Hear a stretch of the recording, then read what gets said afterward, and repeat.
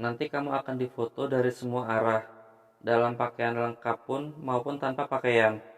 Kamu jangan susah kalau disuruh buka baju nanti ya. Soalnya pelanggan mami suka minta foto tanpa pakaian, kata John. Setelah kami cukup lama nongkrong di rumah makan itu, aku cuma mengangguk saja, padahal aku belum pernah difoto dalam keadaan tanpa busana. Tak lama kemudian, kami tinggalkan rumah makan itu, kembali ke laboratorium. Ternyata hasil pemeriksaan laboratorium itu sudah selesai dan diberikan padaku dalam sebuah amplop bertuliskan nama perusahaan laboratorium itu. Sambil melangkah ke arah mobilnya yang diparkir di depan laboratorium itu, John membuka amplop itu dan mengamati hasil pemeriksaan laboratorium itu. Kelihatannya bagus semua kata John. Kamu pasti diterima sama mami. Mudah-mudahan aja diterima. Oh iya, kamu bisa nyetir? Tanyanya. Bisa, SIM juga punya. Kalau gitu, kamu aja yang nyetir, biar aku buktiin sehalus apa kamu bawa mobil, kata John sambil menyerahkan kunci sedannya. Sebenarnya sedan John tidak ada kuncinya, hanya ada remote control bergantelan dompet kecil berisi STNK. Kebetulan aku pernah nyoba mobil sejenis ini di kampungku, sehingga aku tidak bingung setelah duduk di belakang sedan Matic ini. Cukup dengan menekan tombol di dekat batang setir, kemudian memijatnya sambil menginjak pedal rem. Ketika sedan itu mulai kularikan, John yang duduk di samping kiriku berkata, "Gak nyangka kamu bisa nyetir sehalus ini. Bagus deh, nanti kalau sekali-kali kita keluar kota, kamu bisa gantian nyetir." Aku memang punya bakat nyetir dan hafalin jalan. Dengan sekali jalan saja, tak mungkin tersesat. Maka ketika aku nyetir dari laboratorium ke rumah mami, aku tahu pasti jalan mana yang harus dilalui, tanpa harus dibimbing oleh John. Hanya butuh setengah jam aku berhasil menghentikan sedan John di depan rumah mami. Kamu nyetirnya meyakinkan. Aku suka dengan cara kamu bawa mobil, kata John sebelum turun dari mobilnya. Kulihat banyak mobil diparkir di depan rumah mami. Untuk mencapai ruang kerja mami, ternyata harus lewat salon dulu. Ibu-ibu yang sedang ngobrol di salon spontan berhenti bicara karena memperhatikan kedatanganku bersama John. Pandangan mereka semua tertuju padaku, mungkin karena aku orang baru di lingkungan mereka. Aku pun mengangguk sopan ke arah mereka, yang mereka sambut dengan senyum di bibir masing-masing. Kemudian, kuikuti langkah John menuju lantai 2. Setelah mengetuk sebuah pintu di lantai 2, terdengar suara dari dalam ruangan itu. "Siapa?" "John, Mam," seru John. "Masuklah." John membuka pintu dan masuk ke dalam. Aku mengikuti dari belakang. Setelah masuk ke dalam ruangan kerja itu, kulihat seorang wanita menggunakan gaun hijau toska yang mengkilat, dengan belahan cukup panjang di kanan kirinya. Ia berdiri di belakang meja tulisnya ketika melihatku, lalu menjabat tanganku tanpa menyebutkan namanya.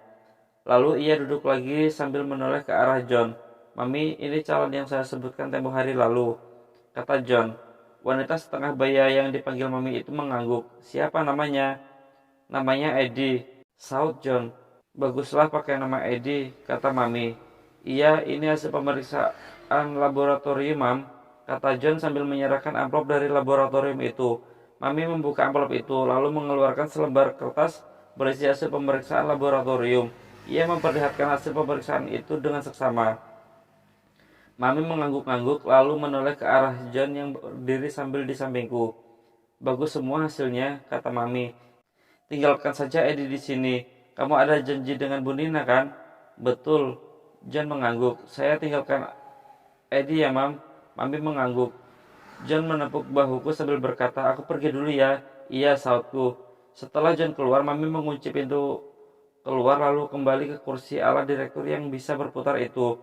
"Duduklah, adik," katanya sambil duduk di kursi itu. Aku pun duduk di kursi depan meja tulis Mami. Kulihat ada sebuah kamera dengan tripod yang lumayan tinggi di samping meja tulis Mami.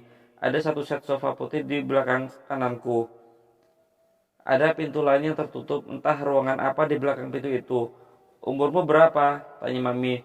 "18," jawabku. "Sudah punya pengalaman dalam seks?" tanyanya dengan tatapan penyelidik. "Punya, tapi belum banyak, Bu."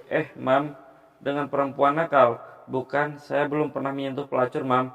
"Lalu pengalamanmu yang belum banyak itu dengan siapa?" "Dengan saudara sepupu," saut jujur.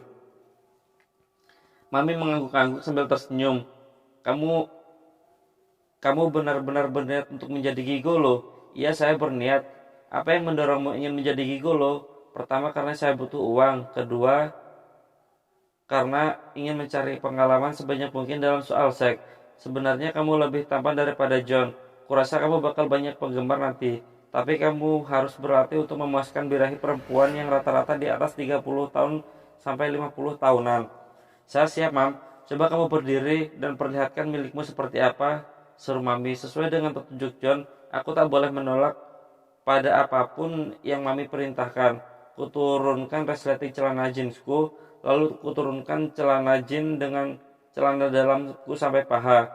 Kelihatannya panjang juga milikmu, meski dalam keadaan lamas begitu.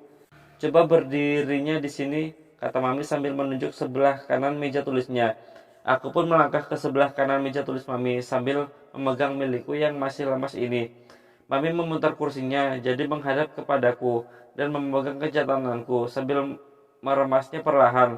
Milikku tetap lemas, mungkin karena masih punya perasaan segan kepada Mami, dan jadi panik ketika milikku dipegang olehnya. Bagaimana cara kamu supaya kejatananmu ini bangun? Bi, bis, Biasanya sih kalau melihat foto wanita tanpa baju atau nonton film biru, sautku jujur. Mami berdiri lalu duduk di pinggiran kanan meja tulisnya sambil menurunkan celana dalamnya yang putih bersih. Aku cuma berdiri canggung dan bertanya-tanya, apa yang akan Mami lakukan? Wow, dia menyingkapkan gaunnya, lalu memamerkan miliknya yang bersih dari bulu. Nah, pandanglah milikku, supaya milikmu bisa bangun, kata Mami sambil mengusap-ngusap miliknya sendiri.